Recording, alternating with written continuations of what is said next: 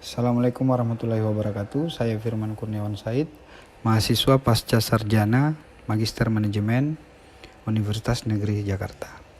Pada kesempatan kali ini saya akan mempresentasikan tugas manajemen kinerja pada organisasi pada mata kuliah manajemen kinerja. Baik, kunci sebuah perubahan pada sumber daya manusianya, yaitu sebagai inisiator dan agen perubahan atau agent of change.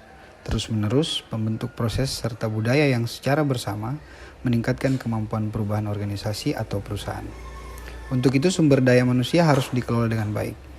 Inti dari pengelolaan sumber daya manusia adalah bagaimana mengelola kinerja SDM guna mencapai tujuan organisasi yang tergambar dalam rencana strategis organisasi atau yang sering kita dengar adalah Renstra. Nah, apa yang menjadi dasar pemikiran manajemen kinerja?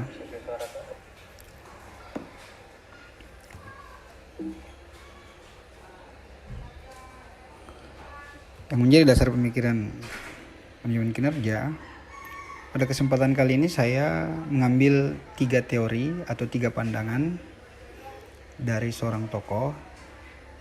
Yang pertama dari menurut Schuller dan Jackson 2006, sistem manajemen kinerja adalah proses formal dan struktur untuk mengukur, mengevaluasi, dan mempengaruhi sikap, perilaku, dan hasil kerja para karyawan sesuai dengan perannya masing-masing.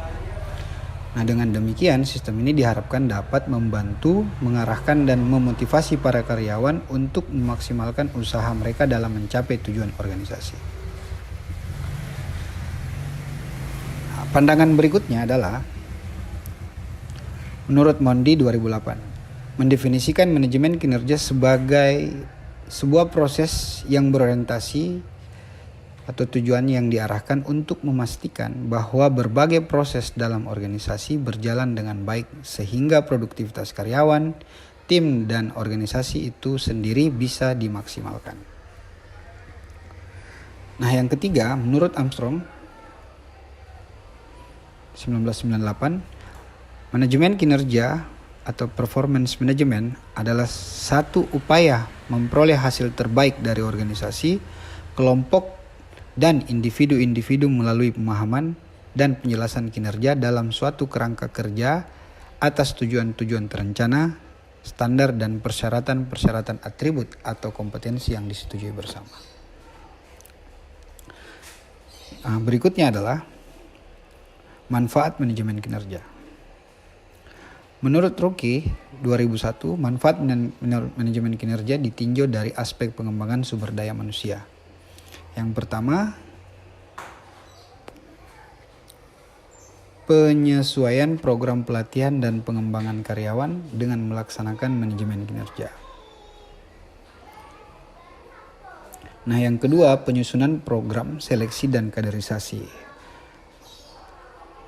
Maksudnya adalah dengan melaksanakan manajemen kinerja, selayaknya juga dapat diidentifikasi siapa saja karyawan yang mempunyai potensi untuk dikembangkan karirnya dengan dicalonkan untuk menduduki jabatan-jabatan yang tanggung jawabnya lebih besar pada masa yang akan datang. Berikutnya adalah pembinaan karyawan. Nah, dalam hal ini, pelaksanaan manajemen kinerja juga dapat menjadi sarana untuk meneliti hambatan karyawan untuk meningkatkan prestasinya. Selain itu, manfaat lain dari manajemen kinerja adalah mengelola kinerja karyawan atau sistem memfasilitasi penyampaian efektif, tujuan strategis, dan operasional. Ada korelasi jelas dan langsung antara program kinerja menggunakan manajemen atau perangkat lunak dan bisnis ditingkatkan dari hasil organisasi. Berikutnya adalah pembelajaran manajemen kinerja.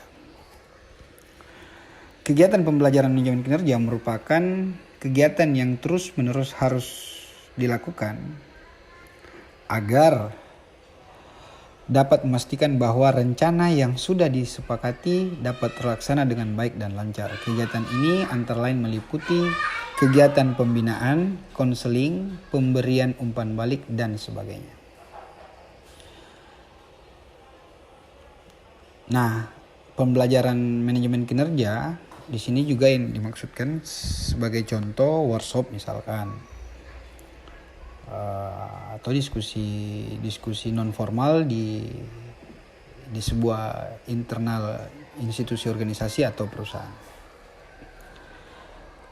Nah, saya kira itu apa menjadi isi presentasi saya. Mohon maaf atas kekurangan.